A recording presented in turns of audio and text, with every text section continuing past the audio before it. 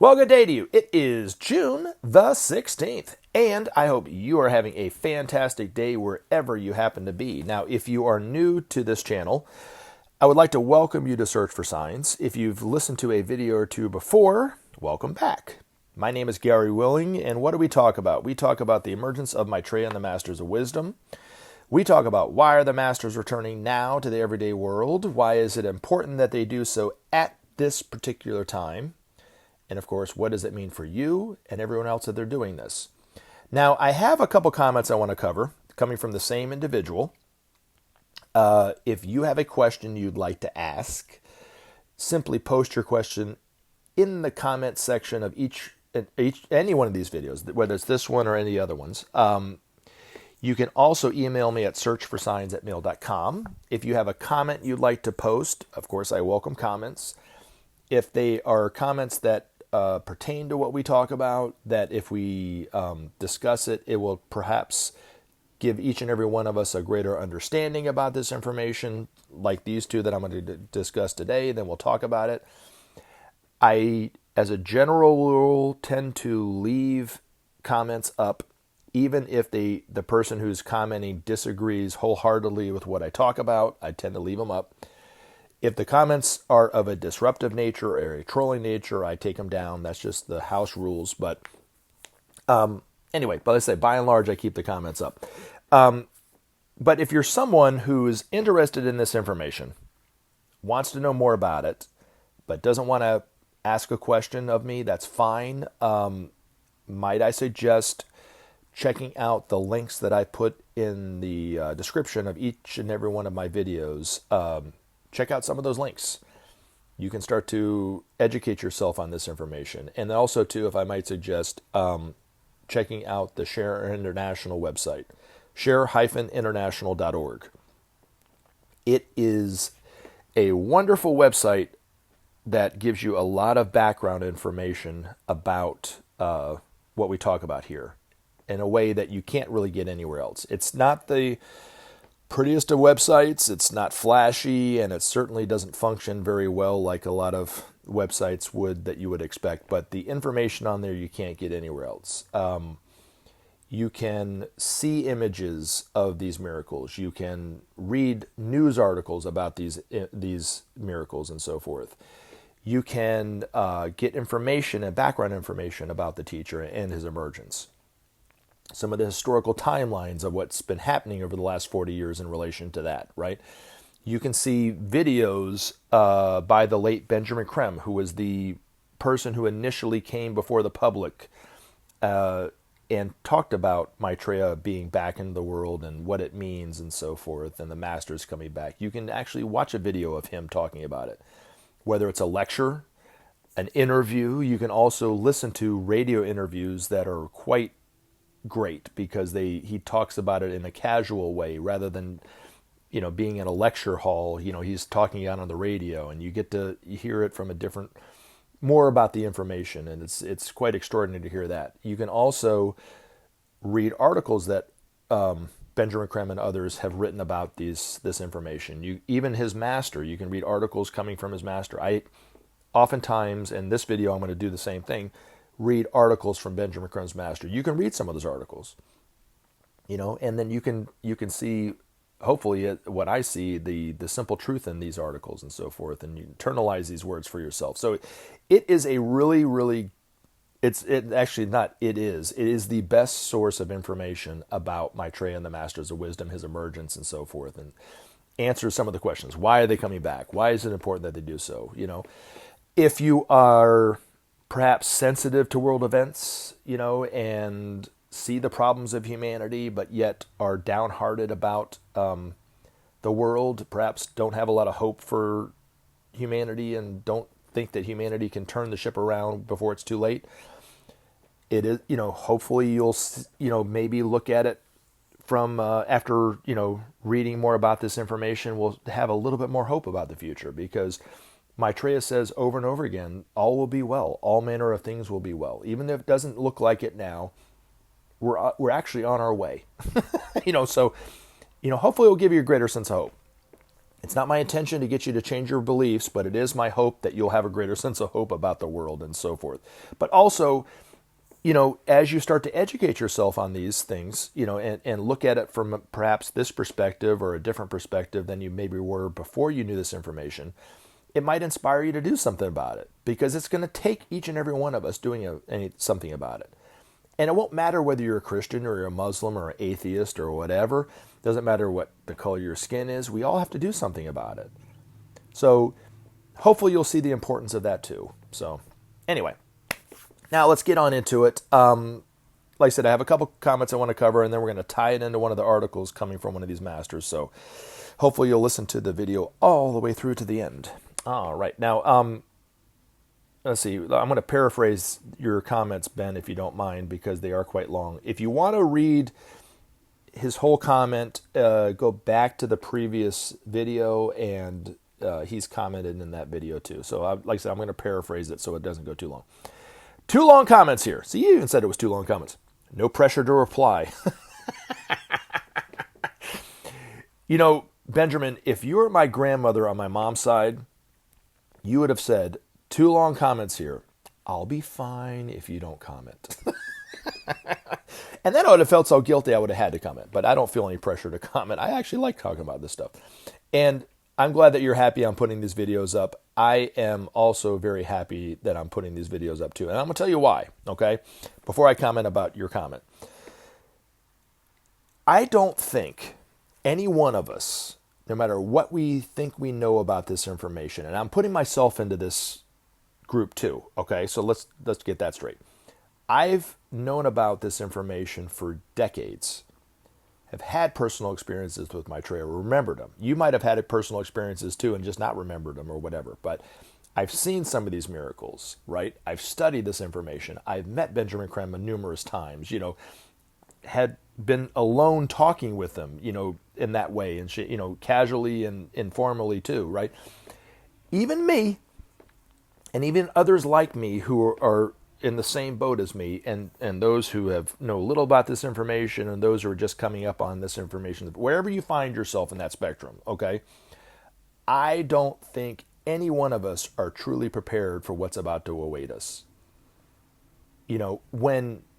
What's life going to be like for all of us? We kind of live our life and we think that, okay, well, next year I'm going to go on vacation, and the year after that my kid's going to college next year or 2 years from now, what that's going to mean. So I'm already starting to prepare for that and all that stuff, right? I'll be retiring in a few. We all have our life mapped out for us as best we possibly can, right? You talk about predictions. Goes along with that same comment, Ben. But anyway, we all have our lives mapped out. We all think that life is going to be generally kind of the same, maybe a little bit more expensive to live. Maybe the cost of living will go up, that kind of thing. Maybe next term will be a Republican in office, whatever it is, right? We are not prepared. Any one of us are not prepared of what life is going to be like when humanity starts to wake up to what Maitreya is saying. When we start to actually recognize him on TV as, oh my gosh, that's who Benjamin Creme was talking about. And then listening to him, right? And we also aren't prepared to what is it going to be like when he is truly the mouthpiece for public opinion, giving people a voice. It has been said that it doesn't matter how corrupt, how bureaucratic a government is today, when humanity is truly galvanized for change, that no government can withstand the power of the people. The masters already know that humanity is far ahead of and see the needed changes, far ahead of the world leaders of today, the governments of the world. So what's life going to be like when we start to galvanize for change in that way, right? And also, to take it a step further, what's life on Earth going to be like when we finally end hunger? I think the closest that I've ever heard when I read it and I try to imagine it is coming from the Spanish poet Federico Lorca. Only a poet could have said it like this. None of us can imagine the greatest spiritual explosion that will happen when hunger is finally eradicated. when the news finally covers that the last person who was hungry has finally been fed, and they are finally starting to rejuvenize themselves and become healthy. I mean, I don't think any one of us can imagine what it's gonna do to us. How much weight is going to be lifted off our shoulders, right, because of that. And how inspired we will be for more change. Well, if we can finally end hunger after so many decades of this, now what? Now what can we do? Let's go ahead and clean up our rivers. Let's clean up our streams. Let's clean up our street. I mean, it is going to galvanize humanity in a way that we can even possibly see right now. But this information, in my humble opinion, and it's just my humble opinion, Benjamin and everybody, is the most important thing that we can start to educate ourselves on and talk about and inquire about and look at and see what we can do to help, because it affects it's for each and every one of us. And you don't have to believe what I'm saying about Maitreya, but looking at the problems, being galvanized to solve those problems. I don't think this is trivial entertainment. This is quite extraordinary information that we're talking about here. So anyway, I'm sorry I digressed, but maybe I didn't. You went on to say, I lean toward Christianity, but I believe spiritually gifted people, events ushering in the new age, are a law of the universe. I found a really interesting video on the Antichrist. We're going to talk about the Antichrist. Now, I'm not going to talk about when you summarized the video by Ralph Martin. If you want to know what he said, just go back to the previous video, but I will read the last little bit. These things are true to me. Painfully, it sounds like many things I have said or thought myself in my own delusional fantasies. Okay. A good thing with the Antichrist is that the Messiah appears shortly after. We're going to talk about that, but it will be a huge test of our faith. We're going to talk about that too. So, all right, now where to begin when it comes to talking about the Antichrist? Looking at the bookends of the Bible, Genesis and Revelation. Okay, I think they're both can be looked at in the same light. Okay, so I'm presenting this for you to consider for yourself. Okay, so let's take a look at Genesis real quick, and then we'll talk about Revelation. It will hopefully make a little bit more sense of what my viewpoint on it. People who view the creation of the universe solely as the Bible put it, right? They believe that God created the heavens and man and earth and everything in 7 calendar days, right? So for 1 week, that's how long it took. Scientists have come along since then and disproved that, right? They've proved that the universe is much older. It was a much more gradual process. They have evidence of that scientifically and so forth. The religious folks that are very much into creationism have denied that science and so forth. Now, you would think that I would say that they were wrong and scientists are right, but I do think that creationists have gotten it right and they've gotten it wrong, just as scientists have gotten it right and gotten it wrong. And they're not seeing the other side's viewpoint. But yet when they finally do see the other side's viewpoint, it will give both ideologies, the scientific ideology and the religious ideology about the creation of the universe, it will make more sense to them in the end. Okay, so the scientists, when they look at life, they look at it totally under a microscope, right? They deny that the existence of a divine intelligence, whether it's God or whatever, whatever you want to call it, in terms of the creation and the maintaining of the universe. They deny it. They say it was just haphazard. It's just something that just happened. And the creationists are saying, no, wait. There was a divine intelligence that created it. That's where I think that scientists have gotten it wrong and the creationists have gotten it right. That there is an intelligence behind the creation of the universe, right? It might not be but they look at life and the universe as very limited, as it started about 5,000 or 6,000, maybe 10,000 years ago, and it will eventually end, and that's pretty much it. Scientists have already proven that it's billions upon billions of years old based on their scientific proof and evidence and so forth. But, once they come to a meeting of the minds, they'll perhaps they'll look and go, okay, well, maybe the universe is much larger than I originally thought, but there is a divine intelligence behind it. Well, that will be a revelation for both sides, right? Now, if you look at You know, the book of Revelation, I think one of the biggest misinterpretations of Revelation from the religious viewpoint is the time frame of it. I think the prophecies of John looked from the Ageless Wisdom viewpoint. They span about 3,500 years, not a few weeks, a few months, maybe a few years. So one of the beasts in the Bible, according to the Ageless Wisdom Teachings, was none other than Nero, which was written during the time of John. So that was 2,000 years ago, right? And then you look at all the things that have happened over the last 2,000 years. Well, according to the Ageless Wisdom Teachings, the Antichrist is an energy.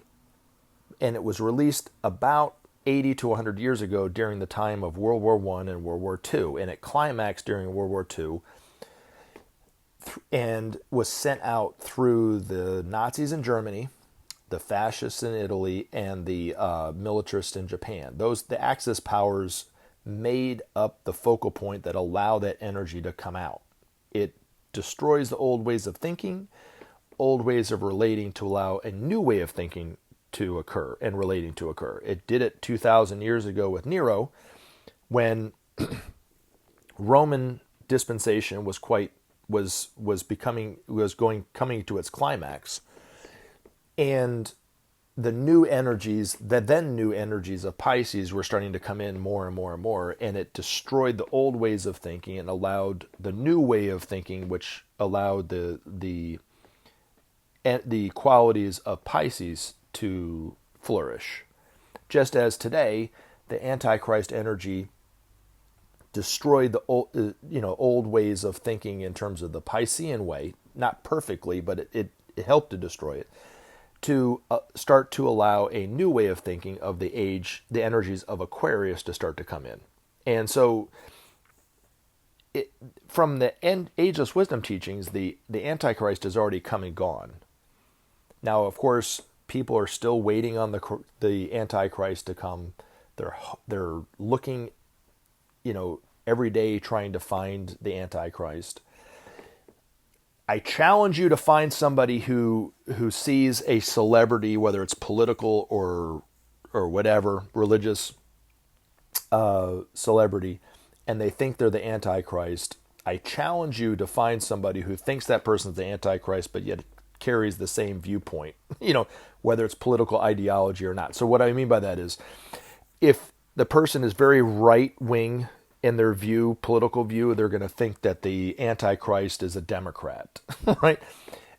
If you are perhaps more left in your thinking and more Democrat in your thinking, but yet very religious, you're going to think somebody who's very right-wing is the Antichrist. That's why you have people who are very conservative and very Republican think that Obama was the Antichrist. Yet you have other people who think that Donald Trump is the Antichrist. They disagree with their political ideologies, right?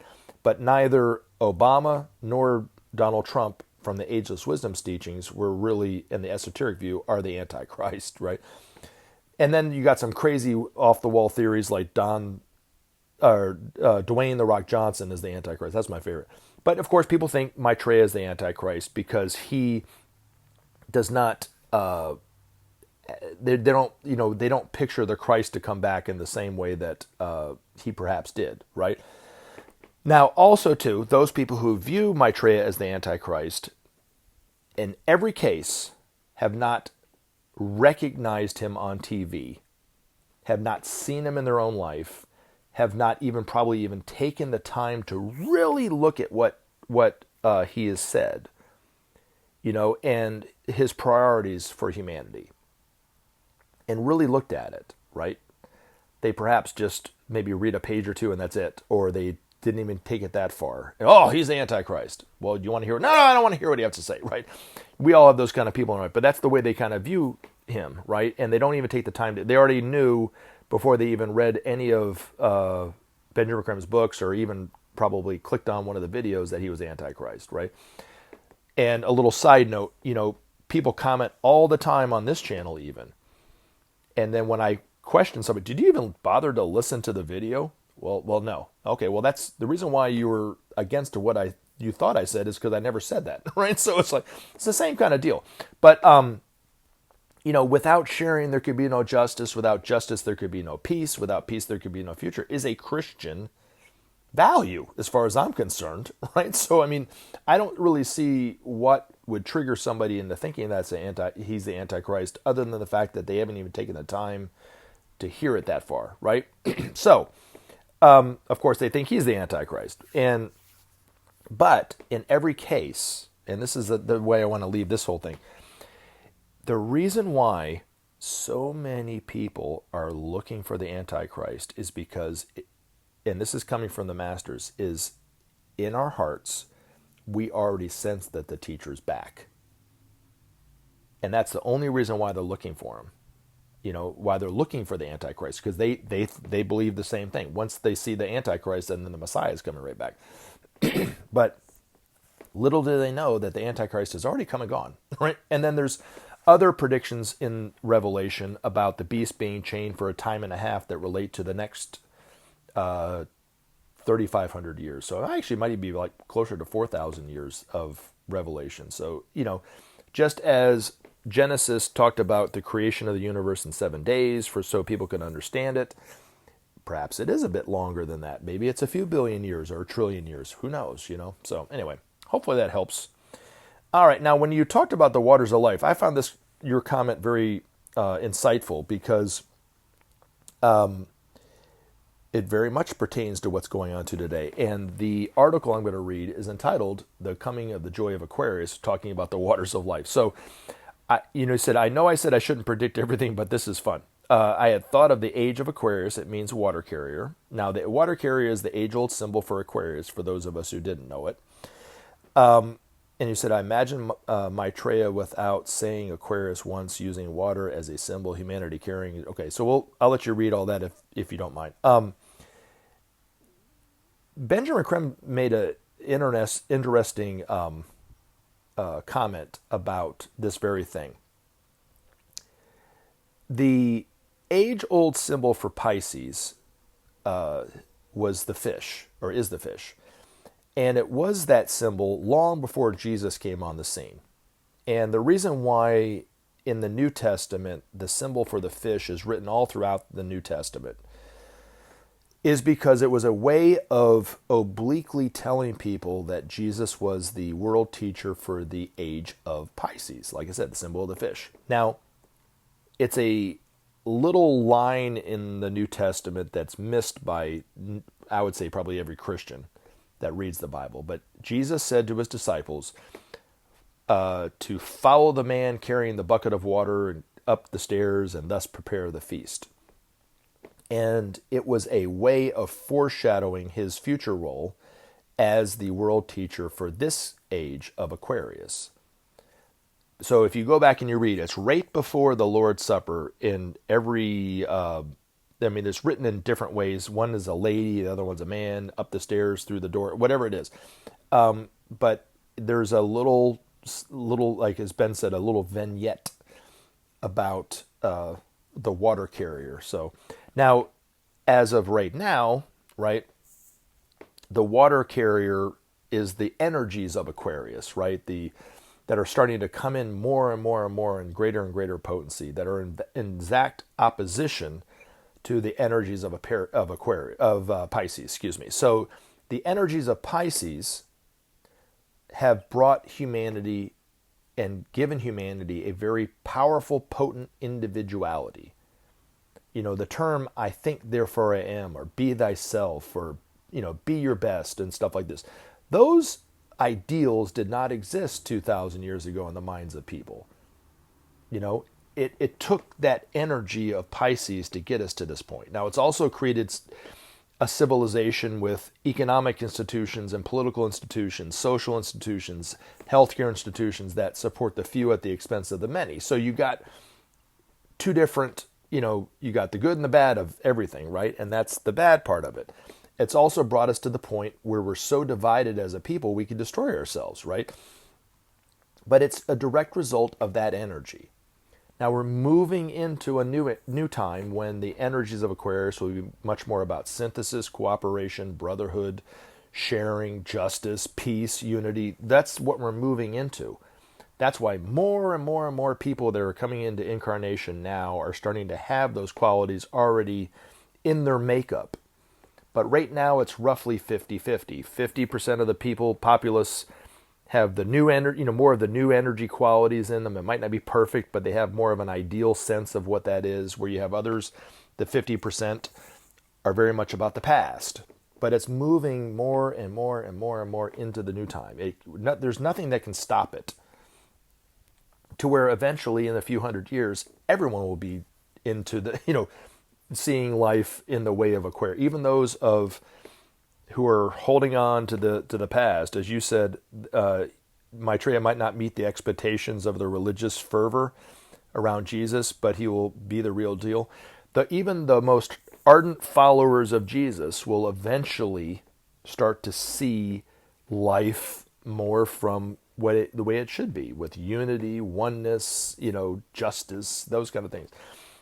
So we're at that transitional point. But what I was going to say about now, one of the many miracles, the healing waters.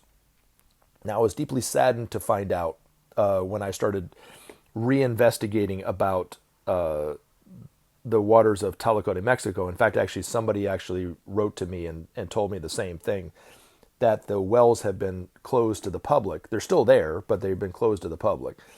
But you can find out about the healing waters in northern Germany, and there's also one in Italy. But eventually there'll be close to 800 of these wells, 777 of these wells that are charged with healing properties by Maitreya, that will help to revitalize the health of humanity as a whole.